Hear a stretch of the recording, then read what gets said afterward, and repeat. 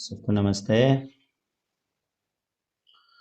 आइए आज हम रोमियो उसका 8 अध्याय बाइबल देखेंगे। Romans chapter 8 from verse 1 to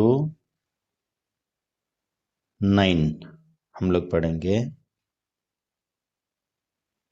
Romeo उसका 8 अध्याय 1 से लेके 9 तक हम पढ़ेंगे। आइए पढ़ते हैं साथ में। अतः अब जो मसीह यीशु में है उन पर दंड की आज्ञा नहीं, क्योंकि वे शरीर के अनुसार नहीं वरन आत्मा के अनुसार चलते हैं। क्योंकि जीवन की आत्मा की व्यवस्था ने मसीह यीशु में मुझे पाप और मृत्यु की व्यवस्था से स्वतंत्र कर दिया। क्योंकि जो काम व्यवस्था शरीर के कारण दुर्बल होकर न कर सकी, उसको परमेश्वर ने किया, अर्थात अपने ही पुत्र को पापमय शरीर की समानता में और पाप बलि होने के लिए भेजकर शरीर में पाप पर दंड की आज्ञा दी। इसलिए कि व्यवस्था की विधि हम में जो शरीर के अनुसार नहीं वरना आत्मा के अनुसार चलते हैं पूरी की जाए।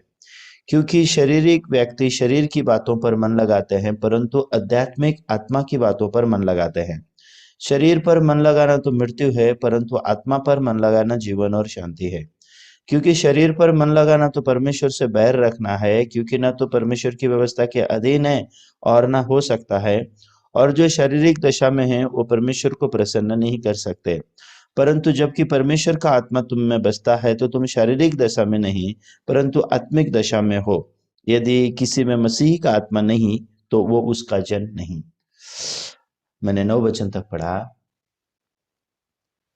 अभी तक हमने प्रेरितों के पुस्तक माफ कीजिए रोमन्स के पुस्तक में से हमने 7 अध्याय तक पढ़ाई किया। अभी तक ये 7 अध्याय की पढ़ाई तक हमने बातें की कि कैसे हम जो उद्धार पाए हुए लोग हैं, लंबा समय हम व्यवस्था के द्वारा पकड़े जाते हैं। और हमने बातें किया कि कैसे हमारा मन व्यवस्था से अलग होने की जरूरत है।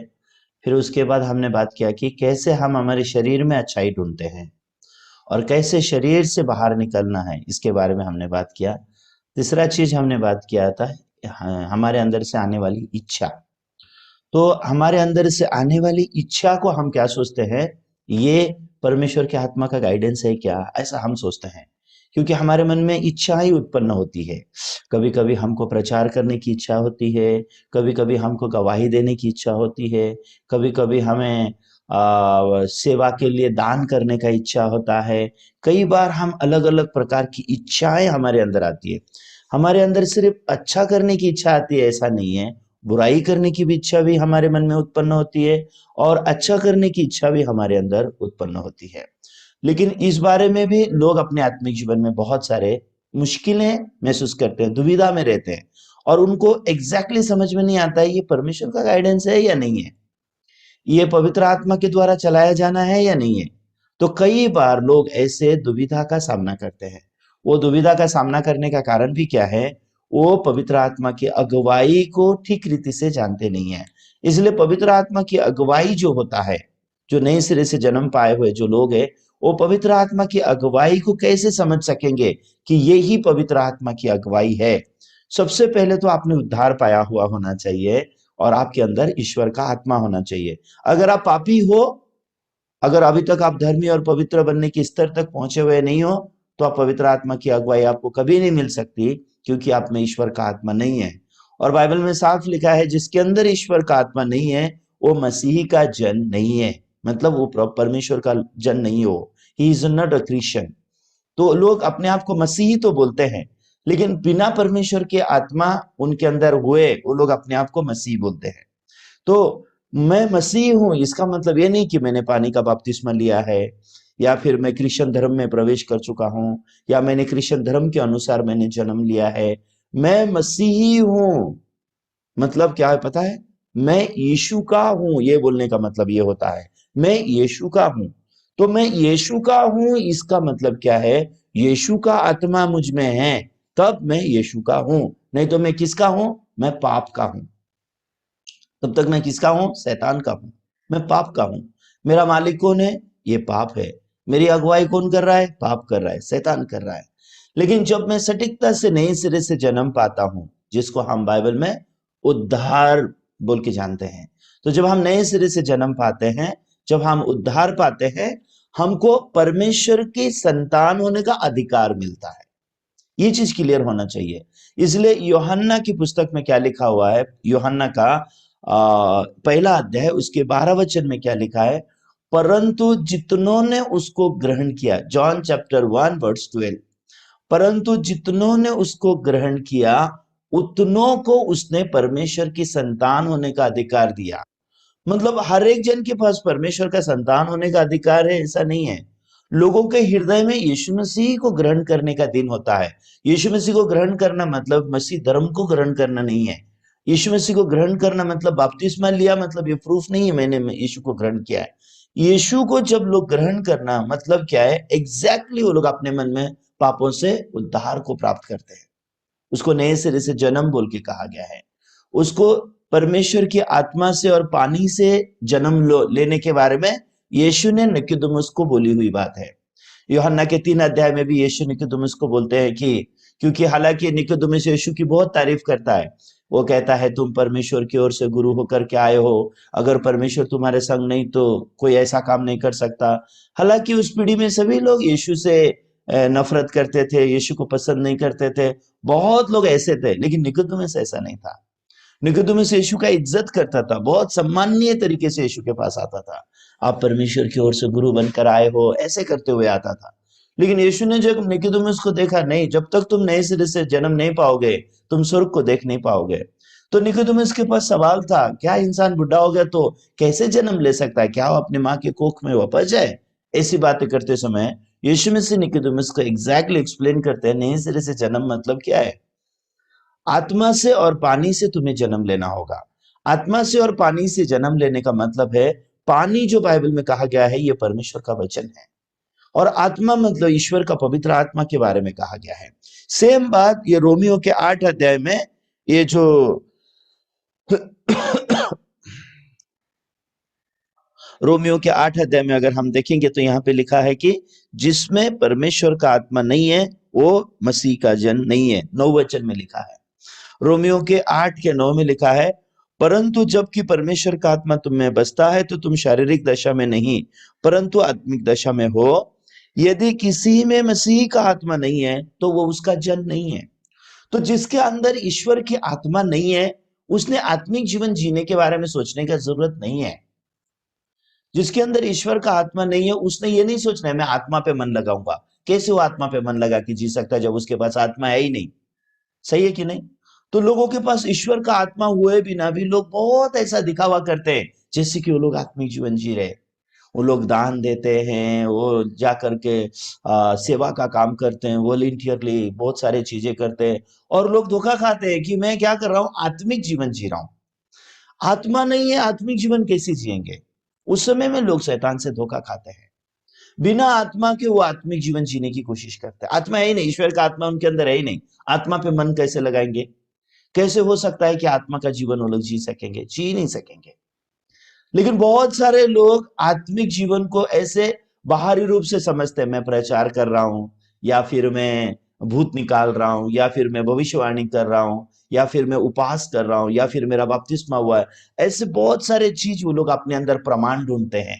तो कुछ कुछ लोग तो अन्य भाषा का प्रमाण ढूंढते हैं, वो लोग अन्य भाषा बोलने की कोशिश करते हैं, क्योंकि आत्मा का फल है ना, आत्मा का फल है, पवित्र आत्मा के फल है बाइबल में लिखे गए।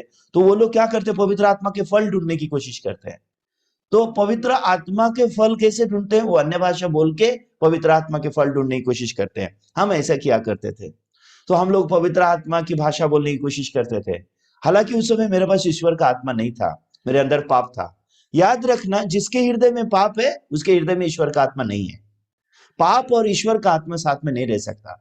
जब तक आपके दिल में आपके सारे पाप यीशु के लहू से धुल गए हैं, आप धर्मी हो, आप पवित्र हो, ये विश्वास अगर आपके अंदर नहीं है तो आप जानना कि आपके अंदर पवित्र आत्मा नहीं है। क्योंकि पवित्र आत्मा आपके अंदर आता है कब? जब आपके अंदर ये विश्वास सटीकता से आता है कि यीशु मसीह की देह के एक ही बार बलिदान चढ़ाए जाने से आप पवित्र किए गए हो। अगर ये विश्वास आपके अंदर है, परमेश्वर का वचन का विश्वास है, ये इब्रानियों 10 अध्याय 10 वचन में लिखा हुआ है कि यीशु मसीह के देह के एक ही बार बलिदान चढ़ाए जाने के द्वारा हम पवित्र किए गए हैं। अगर आपके मन में सटीक विश्वास है, आपके जन्मदिन से लेकर मरने के दिन तक का सारा पाप का कीमत मौत है, और यीशु ने उस मृत्यु को चुकाया है, और यीशु के लहू से मेरे पाप धुल गए हैं, यीशु के बलिदान से मैं धार्मिक और पवित्र किया गया हूं, ये सत्य सुसमाचार अगर आपके अंदर है, तब आप कह सकते हो कि आपके अंदर ईश्वर का आत्मा है। क्योंकि इसी विश्वास के अंदर ईश्वर का आत्मा हमको वरदान बोल के दिया जाता है। प्रेरितों के काम में जब प्रेरित पतरस ने प्रचार करना शुरू किया, इस प्रकार से प्रचार करना शुरू किया। आइए हम देखते हैं प्रेरितों के काम को एक बार।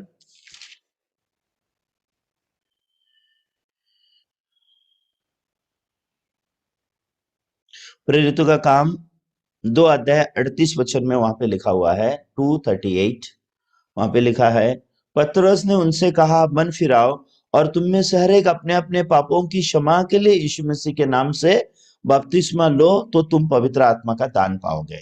मतलब एग्जैक्टली तुम्हारे हृदय में जब ये विश्वास आता है कि यीशु मसीह के नाम से तुम्हारे पाप क्षमा हो चुके हैं, यीशु मसीह के लहू के द्वारा तुम्हारे पाप धुल चुके हैं, यीशु मसीह के नाम से पाप क्षमा पाने की जरूरत है।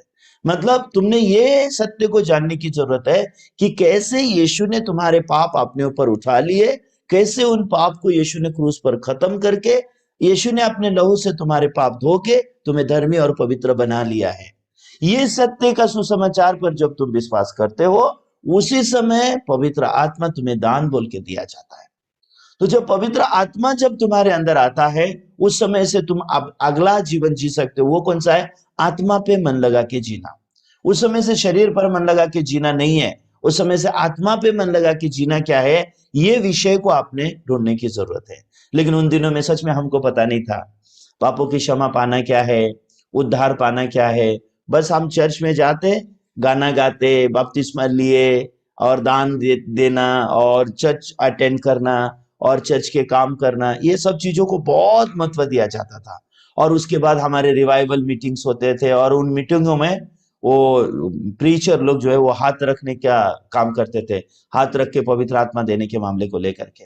तो उसके बाद वो बोलते थे, तुम्हारा मुंह खोलो अन्य भाषा बोलो, मुंह खोलो अन्य भाषा बोलो। ऐसे हमको बहुत ऐसा बोला जाता था। तो मेरे आजू बाजू में जो लोग होते थे वो अन्य भाषा बोलते थे, लेकिन मुझे अन्य भाषा नहीं आता था, तो मैं बहुत मुश्किल में गिर जाता था। हाँ, अभी मैं अन्य भाषा नहीं बोल पा रहा हूँ, शायद मैं स्वर्ग नहीं जाऊंगा, शायद मुझे मेरा उद्धार नहीं हुआ है, इसके लिए मैं अन्य भाषा नहीं बोल पा रहा हूँ, मैं अभी फिर मैं क्या करता था, बाजू वाले को ध्यान से सुनता था, वो लोग क्या बोलते हैं, तो वो लोग को बोलते हुए मैं सुनता था, हिरी बारा बारा शाबा राबा राबा, राबा राबा राबा शाबा राबा राबा। तो मैं भी ऐसे ही रिपीटेड करता था। मैं फिर राबा राबा राबा शाबा राबा राबा, राबा राबा राबा शाबा राबा राबा, रबा रबा रबा रबा रबा रबा शबा रबा रबा रबा रबा रबा रबा रबा रबा रबा रबा रबा रबा शबा रबा रबा रबा रबा रबा रबा। और कहा जाता था तुम कंटिन्यू बोलो, आ जाएगा। और हम इस रीति से अन्य भाषा बोलने सीखते थे। असलियत में अन्य भाषा मतलब क्या है, मैं आपको सटीकता से समझाता हूँ, मेरी बात ध्यान से सुनिए। अन्य भाषा ये पवित्र आत्मा का दान है। पहली बात तो आपके अंदर पाप है, तो आपके अंदर पवित्र आत्मा है ही नहीं। आप दान के पीछे मत जाओ, आप पहले पाप क्षमा का रहस्य अच्छा से जानो। आज भी हमारे द्वारा बहुत सारे लोग वचन सुनते हैं, और वो लोग मुझे अजीबो गरीब सवाल भेजते रहते हैं मेरे मैसेंजर में, ओ मेरे को व्हाट्सएप में भी मैसेज भेजते रहते हैं, फिर इसका क्या उसका क्या। क्यों लोगों के पास इतने सारे सवाल है पता है आपको? क्योंकि उनके अंदर परमेश्वर का आत्मा अभी स्थापित नहीं हुआ है। अगर उनके अंदर ईश्वर का आत्मा आता है, तो ईश्वर का आत्मा क्या है आप जानते हो? जिसके द्वारा प्रेरित होकर के प्रेरितों ने ये बाइबल को लिखा है। तो पवित्र आत्मा ये गड़बड़ी का आत्मा नहीं है, ईश्वर का आत्मा ये गड़बड़ी की नहीं करता। ईश्वर का आत्मा है, शांति का आत्मा है। इसके द्वारा आप आशा पूर्वक, विश्वास पूर्वक परमेश्वर के कामों का इंतजार करोगे। अगर कोई बात आपको समझ में भी नहीं आएगा, तो आपके मन में विश्वास है कि पवित्र आत्मा मुझ में है, मुझे बोलते समय उचित वचन देगा पवित्र आत्मा, मेरे को सिखाएगा। ये सब बातें आपके मन में आशा से रहेगा। लेकिन जो लोग उद्धार नहीं पाते सटीकता से, जो लोग रियली बॉर्न अगेन नहीं होते पवित्र आत्मा के द्वारा, सबसे ज्यादा उनका क्या सिम्टम्स रहता है पता है आपको? बहुत कंफ्यूजन में रहते हैं वो लोग, बहुत सवालों से भरे हुए रहते हैं। बाइबल पढ़ते हैं, सिर्फ सवाल उठता है, वचन सुनते हैं, सिर्फ सवाल उठता है। फिर कुछ लोगों के मन में, क्या फिर हम पाप करते रहने का क्या, ऐसे सवाल रहते हैं। कुछ लोग बोलते हैं अनुग्रह हो तो इसके लिए ज्यादा और पाप करने का। कुछ लोग ऐसी बातें करते हैं। क्यों वो लोग ऐसी बातें कर रहे हैं? क्योंकि वो लोग ने रियली सटीकता से उस उन्होंने नए सिरे से जन्म नहीं पाया है। वो लोग नहीं जानते ईश्वर के आत्मा से जन्म लेना मतलब क्या है और आत्मा पर मन लगा करके जीना मतलब क्या है। इसके बारे में सटीकता से नहीं जानने की वजह से बहुत सारे लोग अपने आत्मिक जीवन में उलझन में रह जाते हैं, मुश्किलों में गिरते हैं। तो ऐसे लोगों को जब हम देखते हैं तो मैं यहाँ एक ही चीज उनको बोलता हूँ, तुम पहले वचन सुनो, तुम पहले सुसमाचार सुनो। वो लोग बोलते क्या पास्टर जी, वही वही तो सुसमाचार प्रचार करते हैं आप लोग तो कभी अपग्रेड होते ही नहीं, बोलते हैं मुझे। बोलते हैं आप लोग कभी अपग्रेड होते ही नहीं हो, आप लोग का जब हम लोग वचन सुनते हैं ना हमेशा वही वही वचन है, आप लोग हाँ हमेशा दूध पिलाते रहते हो, आप लोग कभी मटन खाने देते नहीं हो, रोटी खाने देते नहीं हो। मैं बोला पहले जन्म तो ले लो, जन्म लोगे तो तब तुम्हें दूध का स्वाद समझ में आएगा। जब तुम जन्म लोगे तब तुम्हें दूध मिलेगा, फिर तुम ताकत पाओगे, फिर बड़े होगे, तब तुम्हें रोटी खाने की दुनिया क्या है वो समझ में आएगा। बहुत सारे लोग उद्धार पाए बिना आत्मिक जीवन जीने की कोशिश करते हैं। तो हम लोग भी सच में ऐसा आत्मिक जीवन जीने की कोशिश करते थे, लेकिन हम सब करते थे। हाँ क्या सब करते थे, मैं आपको एग्जैक्टली बताता हूँ। मैंने बपतिस्मा लिया, मैं चर्च रेगुलर जाता था। दान, आप क्या दान दोगे मेरे आगे?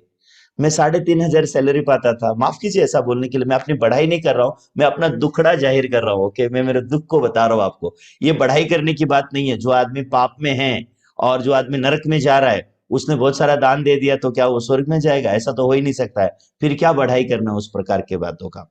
तो मैं परमेश्वर की सेवा के लिए मैंने अपना नौकरी छोड़ दिया, मुझे सेवक बना दिया गया। और सेवा करते समय में भी जब 3,500 मुझे सैलरी मिलती थी, उसमें से मैं 3,000 तो मैं दूसरे दूसरे प्रचारक लोगों को बेचता था। ये पास्टर को, वो पास्टर को, वो प्रीचर को, वो प्रीचर को, उनको बेच के सिर्फ 500 रुपए अपने पास रखता था। ना तो कभी मैंने कभी ढंग के कपड़े पहने। आप मानोगे नहीं, उस दौरान 5 साल के दौरान मैंने कभी एक नया शर्ट खरीदा नहीं, मैंने कभी एक रुमाल खरीदा नहीं, मैंने कभी एक सॉक्स खरीदा नहीं। हालांकि एक इंसान को पहनने के लिए 2 जोड़े अच्छे कपड़े होने चाहिए, प्रचारक के रूप में भी होने चाहिए। मैं प्रचार कर रहा था, दो जोड़े मेरे पास अच्छे कपड़े होने चाहिए। ऐसा नहीं कि मेरा घर पूरा कपड़ों से भरा हुआ होने की जरूरत है, लेकिन 2 जोड़े कपड़े का ठीक रीति से होने की जरूरत है। 1-2 जूते होने की जरूरत है। इतना तो इंसान को शरीर ढकने के लिए प्रॉपर रीति से चाहिए। लेकिन मैं ये भी नहीं करता था। मैं वो जो गरीबों को बांटने के लिए कपड़े जो आते थे ना, हमारे पास कुछ कुछ संस्थाओं ने भेजे हुए कपड़े होते थे, उन कपड़ों में से एक आधा शर्ट ले लेता, उसमें से एक आधा पैंट ले लेता। वो भी एक आधा ही लेता, 2-3 नहीं लेता। मुझे ऐसा लगता ज्यादा लेना चीटिंग हो जाएगा, ज्यादा लेना गलत हो जाएगा, तो मैं एक आधा ही लेता। और मैं गांव गांव जाता, नगर नगर जाता और यीशु का ही प्रचार करता। लेकिन सब कुछ करके मेरे मन में शांति नहीं था, सब कुछ करके मैं पाप के अंदर था। तो मेरा ये जो सब किया हुआ काम था ना, उसमें से एक भी चीज मुझे आशीषित नहीं कर सकती, क्योंकि मैं पाप से छुटकारा पाया ही नहीं था। और ऊपर से हमको अन्य भाषा बोला जाता था, पवित्र आत्मा के वरदानों के हम किताबें पढ़ते थे। और हम बाइबल पढ़ के बाइबल समझने की कोशिश तो कभी नहीं करते थे। बाइबल पढ़ते जरूर थे, लेकिन किताबों को बहुत ज्यादा पढ़ते थे। बाहरी किताबें, जो बाइबल से रिलेटेड किताबें है ना, वो बहुत अच्छे लगते थे। पता नहीं ऐसा क्यों था, बाइबल बिल्कुल समझ में नहीं आता था, लेकिन किताबें पढ़ने को अच्छे लगते थे। तो पवित्र आत्मा के वरदान किताबें हुआ करते थे, पावर ऑफ होली स्पिरिट ऐसे, फिर फायर, ऐसे ऐसे अलग अलग प्रकार की किताबें होती थी। तो जब भी मैं क्रिश्चियन बुक स्टॉल में जाता, सारी किताबें खरीद के लाता जितनी हिंदी होती थी, क्योंकि बेचारा मैं हिंदी के अलावा दूसरी भाषा तो अच्छे से जानता नहीं हूँ। तो मैं हिंदी में जितनी भी किताबें होती थी सब उठा के लेके आता, और मेरा घर किताबों से भरा जाता। जो भी पैसा मैंने खर्चा किया वो किताबों में खर्चा किया, जो भी मैंने पैसे खर्च किए वो सिर्फ पास्टर लोगों को, प्रीचर लोगों को देने में खर्चा किए। आपका अपना खाना अगर बोलोगे, आप मानोगे मैं दिन में एक ही बार खाना खाता था, अपने आप शरीर को कंट्रोल करने के लिए, ताकि शरीर में लालसाएं ना आए। पाप की लालसा नहीं आनी चाहिए। हम मसीह लोग हैं, क्योंकि पौलुस बोलता है ना, मैं अपने शरीर को मारता कूटता हूँ। तो उन वचनों को मैं ऐसा समझता था, मतलब खाना कम खाना मतलब क्या है, शरीर को मारना कूटना, ऐसा समझता था। कपड़े नहीं पहनना, नए कपड़े खरीद के नहीं पहनना, उसको क्या समझता था, शरीर को मारना कूटना। ऐसी बातें तो मैं समझा करता था। ये मुझे किसी ने इस प्रकार से सिखाया, मैं किसी को दोष नहीं लगा रहा हूं, मैं ऐसे मिसअंडरस्टैंडिंग करके मैंने मेरे जीवन को जिया। लेकिन एक चीज मुझे निरंतर सताता था, वो क्या है, मैं अभी तक क्यों पापी हूं। मैं हर दिन प्रार्थना करता, रोता, रात रात भर परमेश्वर से, प्रभु आप मेरे पाप धो दो, कब धोगे? प्रभु आप मुझे शुद्ध करो, कब शुद्ध करोगे? प्रभु आप मुझे पवित्र करो, कब करोगे? क्योंकि मैं एक चीज बाइबल पढ़ के जान गया था, पापी आदमी स्वर्ग में नहीं जाता। लेकिन दूसरी तरफ मैं ये जानता था कि मैं तो पापी हूं। मैं जानता था यीशु मेरे लिए मरे, यीशु के लहू में पाप क्षमा होते हैं, ये सब भी पता है, लेकिन मेरे मन का और यीशु के लहू का कोई भी नाता नहीं बना था। इसका मतलब क्या है? यीशु मसीह मेरे हृदय में मैंने ग्रहण नहीं किया था। मैंने यीशु के बलिदान को मेरे हृदय में मैंने विश्वास नहीं किया था। मैंने विश्वास नहीं किया था कि यीशु के लहू में मेरे सारे पाप धुल गए और मैं धर्मी और पवित्र बन गया। इस बात को मैंने मेरे हृदय में विश्वास नहीं किया था। इसके लिए ईश्वर की आत्मा मुझ में मेरे जीवन को अगुवाई नहीं कर सकता था। ईश्वर का आत्मा मुझ में आकर के मेरे जीवन की अगुवाई नहीं कर सकता। तो वो समय मेरे लिए बहुत दर्दनाक था, बहुत ही पीड़ा से भरा हुआ मेरा स्पिरिचुअल लाइफ का समय था। तो मैं बड़े बड़े पास्टर लोगों से मिलता, उनका हाथ पकड़ के पूछता, पास्टर जी, बाहर से गोरा हूं, अंदर से काला हूं, क्या किया जाए? तो बोलते थे, क्या हुआ, बता। मैं, पास्टर जी, मन के अंदर बहुत पाप है, मन के अंदर इतना पाप है, बाहर से इतना गोरा दिखता हूँ, बाहर से इतना अच्छा दिखता हूँ, मन के पाप कैसे धुलते हैं? मेरा मन पाप से कैसे स्वतंत्र होगा? मेरे अंदर पाप भी है और पवित्र आत्मा भी है, ऐसे कैसे मैं मान लूं? तो मेरे अंदर इस प्रकार की दुविधाएं क्यों है? क्या मेरी आप मदद कर देंगे क्या? मेरे को आप जानते हैं, जो भी सलाह मिला वो कहाँ से मिला? उपवास कर और प्रार्थना कर, इसके अलावा मुझे कोई सलाह नहीं मिला। उपवास करो, प्रार्थना करो, उपवास करो, प्रार्थना करो, उपवास करो, प्रार्थना करो। इतना मैं दुख में गिर जाता था, आत्मिक जीवन जीने का सारा मन खत्म हो गया। तो अल्टीमेटली मैं मसीह जीवन को जब त्यागने का दिन था, वो दिन मुझे परमेश्वर ने परमेश्वर के सच्चे सेवक से मिलने दिया। लेकिन जिस दिन परमेश्वर का सच्चा सेवक मेरी जिंदगी में आया, उसने मुझे पापों की क्षमा सटीकता से प्रचार की। एक दिन दो दिन नहीं, उसने कई दिन मुझे प्रचार किया। आप जानते हैं मेरे हृदय में पाप क्षमा होने का सत्य कितने दिन में स्थापित हुआ? 6 महीने के बाद। 6 महीना में परमेश्वर का वचन सुनता था कंटिन्यू, बॉर्न अगेन पास्टर से। और हर दिन वो पास्टर मुझे बताते थे कैसे यीशु ने हमको पवित्र किया है, कैसे यीशु ने हमको धर्मी बनाया। मैं सुनता था, सहमत होता था, अच्छा जी, हम धर्मी हैं, हम पवित्र हैं, हाँ ये अच्छी बात है। उसके बाद मैं चर्च में से बाहर निकल करके थोड़ा आगे जाता, गेट में ही दुष्टात्मा मुझसे बात करता। थोड़ा आगे जाते ही दुष्टात्मा मुझसे बात करता, और दुष्टात्मा मुझे एग्जैक्टली कन्विंस करता, मैं पवित्र नहीं हूं, मैं पापी ही हूं। तो दुष्टात्मा आके मुझसे बोलता, तूने इतना पाप किया, कैसे बोल सकता है तू पवित्र है? तेरे पाप वो पास्टर नहीं जानते, परमेश्वर तो जानते हैं ना तेरे पाप, तूने कितना पाप किया है। पास्टर तेरे बारे में जानते नहीं, इसके लिए उन्होंने अच्छे से प्रचार कर दिया तुझे कि यीशु मसीह के देह के एक ही बार बलिदान चढ़ाए जाने से तुम पवित्र किए गए बोल के। पास्टर तेरे बारे में अच्छे से नहीं जानते। ये बात सही है कि यीशु ने सबको पवित्र किया, ये सही है, लेकिन तू पवित्र है, ये टोटली गलत है। तो दुष्टात्मा मुझे ऐसे सिखाता था। तो मैं उसकी बात सुनता था, हाँ जी बराबर है, मेरे जैसा दूषित आदमी कैसे पवित्र हो सकता है? मेरे जैसा आदमी कैसे? मैं नहीं नहीं नहीं नहीं, मैं पवित्र नहीं हूं। प्रभु यीशु ने सारी दुनिया को पवित्र किया, ये सही है। प्रभु यीशु ने सारे मानव जात को पवित्र किया, ये सही है, लेकिन मैं पापी हूं। अल्टीमेटली मेरे मन में क्या विश्वास रह जाता था? मैं पापी हूं, यही विश्वास रहता था। ये कौन सा समय होता है पता है आपको? सुसमाचार का और शैतान की आत्मा का लड़ाई हमारे अंदर होता है। परमेश्वर का वचन का और हमारे सोच का आपस में लड़ाई होता है, क्योंकि हमारा सोच एग्जैक्टली हमको एक्सप्लेन करता है हम पापी हैं। परमेश्वर का वचन हमको एग्जैक्टली एक्सप्लेन करता है हम सदा के लिए पवित्र हैं, हम धर्मी हैं, हम सिद्ध हैं। जब परमेश्वर का वचन आपके अंदर प्रवेश होगा, उसको बॉर्न अगेन बोला गया है। परमेश्वर का वचन अगर आपके मन में स्थापित हो गया ना, उस दिन के बाद आपको शैतान कितना भी बोले, आप ये बात मान ही नहीं सकते हो कि आप पापी हो। जैसे पहले आप मान ही नहीं सकते थे ना आप पवित्र हो, मान ही नहीं सकते थे, कितना भी एक्सप्लेन करो, कितना भी प्रचार करो, मान ही नहीं सकते आप पवित्र हो, आप पापी हो। लास्ट कंक्लूजन क्या आएगा आपके अंदर? मैं पापी हूं। अगर आप बॉर्न अगेन नहीं हो तो पूरा एक्सप्लेन करने दो आपको, कितना भी बाइबल एक्सप्लेन करने दो, कितनी भी अच्छी रीति से बाइबल आपको बताने दो, अल्टीमेटली लास्ट में कंक्लूजन आपके मन में क्या आएगा? हाँ ये सही है, यीशु ने सबको धर्मी बनाया, यीशु ने सबको पवित्र बनाया, लेकिन तू पापी है। ये आपके मन में कंक्लूजन रह जाएगा। लेकिन अगर आपने रियली, अगर आप बॉर्न अगेन हो, अगर ईश्वर का बीज अगर आपके अंदर है, आपने परमेश्वर के पुत्र को ग्रहण किया है, वो पुत्र अगर आपके अंदर है, तो परमेश्वर का बीज, परमेश्वर का वचन अगर आपके अंदर है, तो भले शैतान आपको कितना भी एक्सप्लेन करने दो, आप कैसे पापी हो, आपने कितने पाप किए, आप कितने गलत इंसान हो, सब कुछ एक्सप्लेन करने के बाद अंत में एक आवाज आएगा। वो क्या है? आपके हृदय में से एक गवाही आएगा। वो क्या है? मैं परमेश्वर का बेटा हूं। मसीह यीशु के देह के एक ही बार बलिदान चढ़ाए जाने के द्वारा हम पवित्र किए गए हैं। ये एक वचन आपके हृदय को पूरा शांत कर देगा। या तो फिर आपके मन में ये वचन रहेगा कि अब हम यीशु के लहू के द्वारा धर्मी ठहराए गए हैं। ये वचन अगर आपके अंदर है, ये वचन से अगर आप नया जन्म पाए हैं, बीज अगर आपके अंदर है, अल्टीमेटली लास्ट में वो वचन आपसे बात करेगा, क्योंकि वचन के द्वारा आपने उद्धार पाया। बीज है आपके अंदर सटीकता से। तो जब आपके अंदर ये बीज है, बीज बात करता है।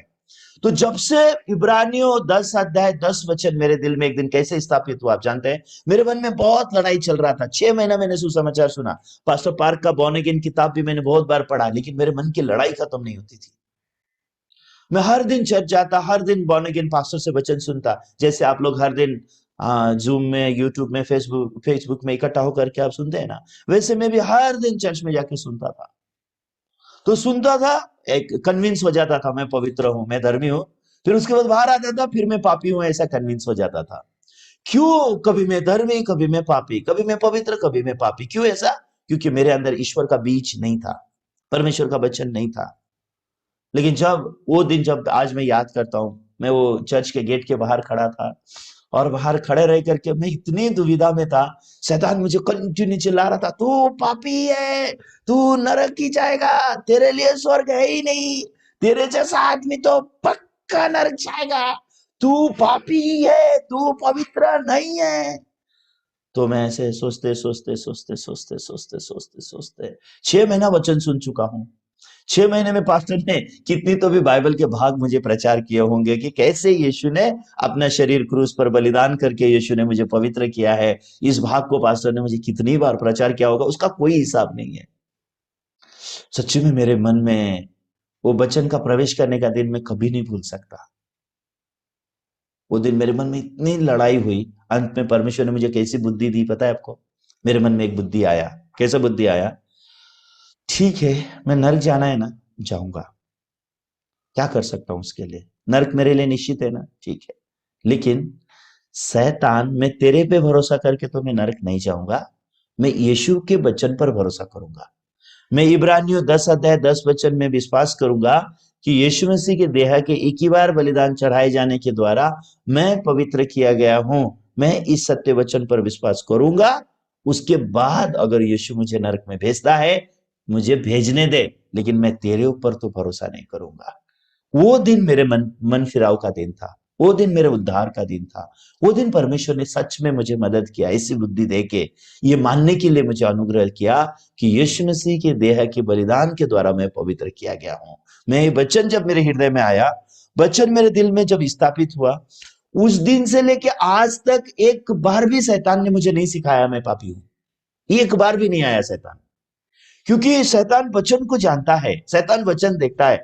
मैं ऐसा नहीं बोल रहा हूं कि दूसरे भाग में मैंने शैतान से धोखा नहीं खाया, कई भाग में मैं शैतान से धोखा खाया और अभी भी खाता हूं। शैतान कोई भी सोच के द्वारा हमको धोखा देता है, लेकिन शैतान मुझे पापी होने का कन्विंस कर ही नहीं सका। उस दिन के बाद शैतान कभी सफल नहीं हो गया मुझे ये सिखाने के लिए कि मैं पापी हूं, क्योंकि परमेश्वर का बीज मेरे अंदर चला गया और वो वचन गवाही देता है। कितना भी शैतान आपको एक्सप्लेन करने दो, भले आपको बाइबल में का कोई भी भाग मालूम नहीं है, बाइबल के कुछ भी चैप्टर्स आपको मालूम नहीं है, अगर आप परमेश्वर के बीज से अगर नया जन्म पाए हो ना, शैतान आपको कभी भी कन्विंस नहीं कर सकेगा आप पापी हो। लेकिन दूसरी तरफ आपको पूरा बाइबल मालूम है, ज्ञान रूप में पूरा बाइबल मालूम है, 100 बार आपने बाइबल को पढ़ा है, लेकिन अगर परमेश्वर के बीच से आपने नया जन्म नहीं पाया है, पवित्र आत्मा के द्वारा आप नए सिरे से जन्म नहीं पाए हो, तो आपको शैतान कन्विंस करने में सफल होगा कि आप पापी हो। तो एक दिन बहुत बड़े रेवरेंड से मेरी बात हुई। रेवरेंड मतलब वो लोग होते हैं जो पास्टर लोगों को भी सिखाते हैं, ओके। तो वो रेवरेंड जी मुझे मिले और हम प्रचार करते करते बहुत डिस्कशन की बातें हुई। तो मैंने प्रचार के दौरान उनको बाइबल पूरी रीति से मैंने उनको बताया कैसे प्रभु ने हमको पवित्र किया है। पूरी बात सुनने के बाद पास्टर जी के पास मुझे बोलने के लिए कोई उत्तर नहीं था। तो रेवरेंड ने मुझे क्या बोला आप जानते हैं? पास्टर उदयराज, बाइबल में लिखा है कि यीशु मसीह के शरीर के एक बार बलिदान चढ़ाए जाने के द्वारा हम पवित्र किए गए हैं। ये सही है, ये सत्य है, लेकिन हम हमारा जीवन जानते हैं ना, हम कैसे माने हम पवित्र है? हम तो अपना जीवन अपने कर्म जानते हैं। ऐसा बोल के उन्होंने अल्टीमेटली क्या किया? परमेश्वर के वचन का इनकार किया। वो दिन में बहुत हैरान हो गया। सच में अगर परमेश्वर का अनुग्रह नहीं तो कितना भी आप सुसमाचार सुनो, आप नए सिरे से जन्म नहीं पा सकते। नए सिरे से जन्म पाना ये परमेश्वर का सच में तोहफा है, ये अनुग्रह है। अनुग्रह के द्वारा ही हम लोग ये उद्धार के सुसमाचार को ग्रहण कर सकते हैं, उसको विश्वास कर सकते हैं। तो पवित्र आत्मा से चलाया जाने वाला जीवन सच में बहुत अद्भुत होता है। लेकिन बहुत सारे लोग इस जीवन के बारे में बहुत अनजान हैं और परमेश्वर की आत्मा पाए बिना वो आत्मिक जीवन जीने की कोशिश करते हैं। एक प्रकार के लोग ऐसे होते हैं। दूसरे, वो परमेश्वर का आत्मा तो प्राप्त करते हैं लेकिन आत्मा पे मन लगा के जीना नहीं जानते। आप जैसे लोग, जब मैं आप लोग को देखता हूं, आप लोग ने सामने उद्धार पाया है लेकिन आत्मा पे मन लगा के जीना क्या है इसके बारे में सटीकता से मालूम नहीं है। इसके लिए कई बार आप अपने मन में मौत का सामना करते हो, कई बार आप अपने मन में निराशा, दर्द और अंधकार का सामना करते हो और बहुत सारी मुश्किलें आपके जीवन में आती है। क्यों? हालांकि आपने आत्मा तो पाया लेकिन आत्मा से जीने के बदले आप शरीर पर मन लगा करके जी रहे। इसके लिए परमेश्वर खुश हो ऐसा जिंदगी जी नहीं सकते, परमेश्वर प्रसन्न हो ऐसा जिंदगी आप जी नहीं सकते। आप सिर्फ क्या करोगे? अपने शरीर को प्रसन्न करने का जिंदगी जियोगे, ये शरीर और संसार की लालसा पूरी करने का जिंदगी जियोगे। हालांकि आपका उद्धार हो गया है। उद्धार होने के बाद, आपके अंदर ईश्वर का आत्मा आने के बाद जरूरी बात क्या है? आप आत्मा पर मन लगा करके जियो। अगर आप शरीर पर मन लगा के जियोगे, आप परमेश्वर को प्रसन्न कभी नहीं कर सकते हो। परमेश्वर कभी खुश नहीं होंगे आपके जीवन से, जो जीवन आप जी रहे। लेकिन अगर आप आत्मा पर मन लगा करके जियोगे तो परमेश्वर बहुत प्रसन्न होंगे आपसे। परमेश्वर को बहुत अच्छा लगेगा कि आप आत्मिक जीवन जी रहे हो। आप परमेश्वर के बेटे का जिंदगी जियोगे, यीशु मसीह का जिंदगी इस संसार में जियोगे। आपके द्वारा अनगिनत लोग उद्धार पाएंगे, आपके द्वारा अनगिनत लोग स्वर्ग में जाएंगे, आपके द्वारा परमेश्वर शक्तिशाली रूप से काम करेगा, आपके द्वारा पवित्र आत्मा के काम प्रकट होंगे। ऐसे महान चीजें परमेश्वर हमारे द्वारा करना चाहता है। तो इसको और थोड़ा समझने के लिए, आत्मा, शरीर और प्राण, इसका विभाजन होने को आना चाहिए उद्धार पाए हुए लोगों में। जो लोग उद्धार नहीं पाए उनके अंदर ये विभाजन कभी नहीं आ सकता। वो लोग क्या सोचते हैं? उन लोग के अंदर जो फीलिंग्स है ना, भावना, कौन सी भावना? प्रभु को प्यार करने की भावना, सुसमाचार प्रचार करने की भावना, भूत निकालने की भावना, गरीबों को मदद करना, दूसरों को बाइबल प्रचार करना, उसको वो क्या सोचते हैं? आत्मा है। लेकिन वो आत्मा नहीं है, वो उनकी भावना है। आप समझ रहे हैं? सोल बोला जाता है, soul. Soul and spirit is different. प्राण और आत्मा अलग है, शरीर, प्राण और आत्मा। तो आप लोग को शरीर, प्राण और आत्मा का अगर फर्क समझ में नहीं आएगा तो आत्मिक जीवन जीने के लिए बहुत मुश्किल होगा। आप प्राण को आत्मा समझ लोगे और प्राण और आत्मा में ज्यादा डिफरेंसेस नहीं है। इसके लिए आप प्राण को आत्मा समझने के कारण आत्मा से चलाया जाने वाला जीवन जीने के लिए मुश्किल हो जाएगा। इब्रानियों 4 अध्याय 12 वचन में देखोगे तो वहां पे लिखा हुआ है। इब्रानियों उसका 4 अध्याय 12 वचन देखेंगे तो हिब्रूज चैप्टर 4 वर्स 12 क्या लिखा है वहां पे? क्योंकि परमेश्वर का वचन जीवित और प्रबल और हर एक दोधारी तलवार से भी बहुत चोखा है और प्राण और आत्मा को और गांठ गांठ और गुदे गुदे को अलग अलग आर पार छेदता है और मन की भावना और विचारों को जांचता है। तो यहाँ पे देखिए परमेश्वर का वचन क्या करता है उसके बारे में लिखा हुआ है। ओके, परमेश्वर का वचन क्या क्या करता है? आपके अंदर डिफरेंसेस लाएगा। किस चीज में? प्राण और आत्मा का डिफरेंसेस देगा और मन की भावना और विचारों को डिफरेंसेस दे देगा। तो आप लोग क्या करते हैं? मन में आपकी भावनाएं होती है, भावनाएं, विचार होते हैं, भावनाएं होती है। ठीक है, इंसान भावनाओं को और विचारों को बहुत महत्व देता है। मैं कभी कभी भाइयों को पूछता हूँ, ब्रदर आपने इस बार ये संडे आप क्यों चर्च नहीं आए? Pastor I don't feel so good so I didn't come, ऐसा बोलते हैं। मुझे अच्छी भावना नहीं थी। वो क्या बोलते हैं? आई डिडंट फील गुड, मेरे को मन में अच्छा नहीं लगा, बोलते हैं अच्छा नहीं लगा। तो आपको आपको अच्छा नहीं लगा, इसके लिए आप मन में अच्छा नहीं लगा, इसके लिए आप वचन सुनने नहीं आए? हाँ, नहीं आया। ये आत्मा ने सिखाया कि आपकी भावना ने सिखाया? ये आत्मा की शिक्षा है या आपकी भावना की शिक्षा है?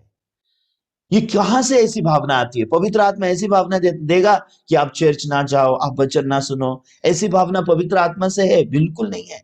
लेकिन लोगों को ये फर्क करने को आता ही नहीं है, ये मेरी भावना है या फिर ये ईश्वर का आत्मा है। फिर उसके बाद वो लोग क्या करेंगे? बहुत सारे कंफ्यूजन में गिर जाएंगे। फिर बाद में जाकर वो कंडेमनेशन में गिर जाएंगे। हाँ, आज संडे था, आज सर्विस था, मैं नहीं गया। तो लोगों के पास भावना आता है। कुछ कुछ लोगों को अगर पूछा जाए, हाँ क्यों आप इस बार बाइबल सेमिनार में भाग नहीं लिए? हाँ, अच्छा नहीं लगा। आसामीज लोग ऐसा बोलते हैं, हाँ भाल पाव नहीं, भाल पाव नहीं, हाँ, अच्छा नहीं लगा। अच्छा लगना नहीं लगना क्या मतलब हो गया? आपको अच्छा लगने से खाना खाते हो और अच्छा नहीं लगने से खाना नहीं खाते हो? नहीं, खाना तो पेट भरने के लिए खाना ही चाहिए ना। तो वचन सुनना भी ऐसा ही है। आपको अच्छा लगता है नहीं लगता है, इसका क्या मतलब? I don't feel so good. तो what is the feeling? Feeling is not the spirit. मेरे को क्या महसूस होता है वो परमेश्वर का आत्मा से कुछ लेना देना नहीं है।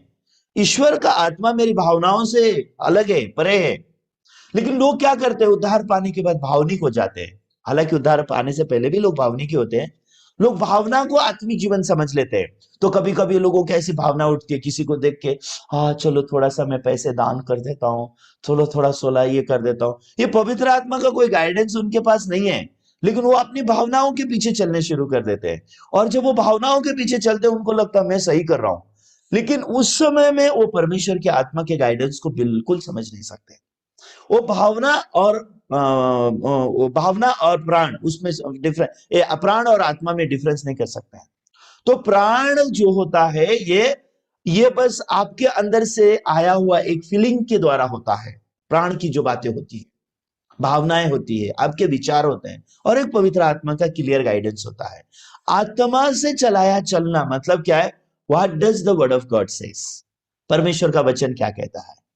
परमेश्वर के वचन में क्या ऐसा लिखा है? क्या परमेश्वर का वचन ऐसा कहता है? क्या मेरे आत्मा को चलाने वाले मेरे अगुए क्या मुझे ऐसा कभी सलाह देते हैं? मेरे को आत्मिक जीवन सिखाने वाले परमेश्वर के दास जो पवित्र आत्मा से परिपूर्ण होकर के चर्च में सेवा करते हैं, क्या उन दासों ने मुझे सिखाया है? तो जब भाई बहन मुझे फोन करके बोलते हैं, पास्टर आज मेरा तबीयत ठीक नहीं, मैं चर्च नहीं आना चाहता हूं, तो मैं उनको बोलता हूँ चर्च में आ जाओ मर जाओ, चर्च में आके मर जाना, ऐसा मैं उनको बोल देता हूँ। तो परेशान हो जाते हैं, पास्टर ऐसे कैसे आप बात कर रहे हैं? मतलब तुम चर्च आ तो जाओ। फिर उसके बाद वो लोग चर्च में आते हैं, वचन सुनते हैं और एकदम तंदुरुस्त होकर के वो लोग चले जाते हैं। तो बाद में उन लोग को ऐसा, हाँ मैं अगर आज नहीं आया होता तो क्या होता? तो लोग नहीं समझते आत्मा का चलाया जाना क्या है और उनकी प्राण क्या बोल रहा है, उनकी भावनाएं क्या बोल रही है। इसका डिफरेंस वो लोग वो अपने मन में नहीं कर पाते हैं। इसके लिए कई बार भावनाओं को वो लोग आत्मिक जीवन समझ लेते हैं, इसलिए बहुत लोग भावनिक हो जाते हैं, आंसू बहाने शुरू कर देते हैं। फिर वो रो रो के गवाही देते हैं, रो रो के बातें करते हैं, और वो अपनी आंसू को अपनी भावनाओं को बहुत इंपॉर्टेंट देते हैं, more than the guidance of the spirit of God, परमेश्वर के आत्मा के अगुवाई से ज्यादा। तो कुछ भाग है जो मैंने आज आप लोग के लिए इकट्ठा किया है, हम लोग देखेंगे थोड़ा। पहले हम लूका का 10 अध्याय को थोड़ा सा भाग देखेंगे। आइए लूका का 10 अध्याय को, लुक चैप्टर 10, उसका 30 के आगे हम पढ़ेंगे।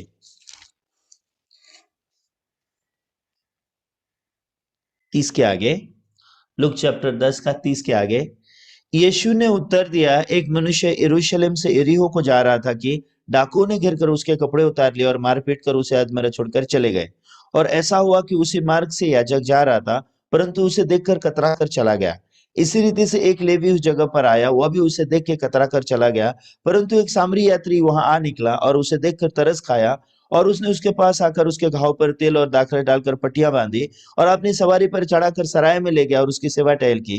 दूसरे दिन उसने 2 दीनार निकालकर सराय के मालिक को दिए और कहा, इसकी सेवा टहल करना, और जो कुछ तेरा और लगेगा वो मैं लौटने पर तुझे भर दूंगा।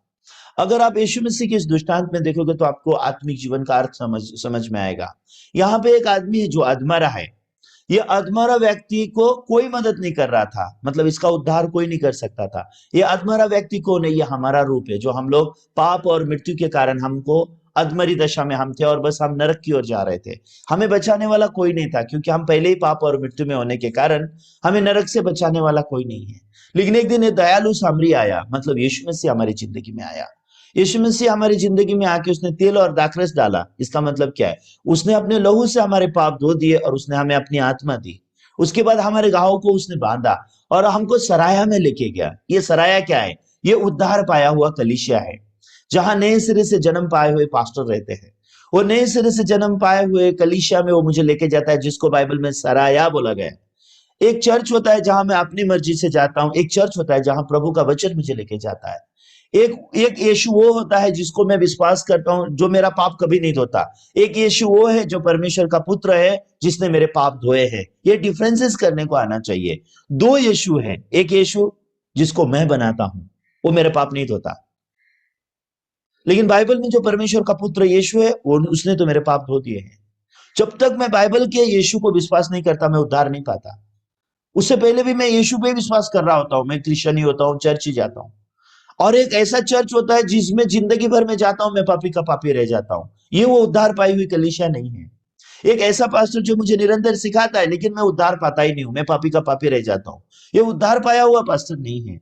तो मैं जब उद्धार पाए हुए पास्टर को मिलता हूं, उस पास्टर के द्वारा मैं सुसमाचार सुन के तब मुझे पता चलता है कि मेरे पाप तो क्षमा हो चुके हैं, मैं तो धर्मी हूं, मैं पवित्र हूं। जब यीशु मसीह मुझे ऐसे उद्धार करता है, तो मुझे कहां लेके जाता है? सराय में लेके जाता है, जहां वो मेरी सेवा टहल करता है। मतलब एक ऐसी कलीसिया है जहां पे निरंतर हमें पवित्र आत्मा के द्वारा, वचन के द्वारा सेवा की जाती है। हमारे आत्मिक जीवन को स्थिर किया जाता है। हमें उद्धार का विश्वास निश्चित किया जाता है हमारे मन में। यीशु मसीह क्या करेंगे? यीशु मसीह जब हमारी सेवा करेंगे तो क्या करते हैं पता है आपको? हमारे पाप क्षमा हो गए हैं, इसका निश्चितता देते हैं। यीशु ने हमारे पाप को क्रूस पे खत्म किया, इसका निश्चितता देते हैं। उनके लहू से हमारे पाप धुल गए हैं, सारे पाप धुल गए हैं, ये यीशु मसीह हमको निश्चितता देते हैं। उसके बाद क्या होता है? हमको सराय के मालिक के हाथ में सौंपा जाता है। तो ये आत्मरे व्यक्ति को क्या कहा गया? सराय के मालिक को सौंपा गया। उसके बाद सराय के मालिक को 2 दिनारी दिया गया, बोला इसकी सेवा टहल करो। तो आत्मिक जीवन क्या है? मैंने सेवा टहल पाना है, मैंने कलीसिया की सेवा पानी है। जो सराय का मालिक है, जो उद्धार पाया हुआ पास्टर है, उसके द्वारा मैंने परमेश्वर का मन पाना है, उसके द्वारा मैंने परमेश्वर का मार्गदर्शन पाना है। इस प्रकार का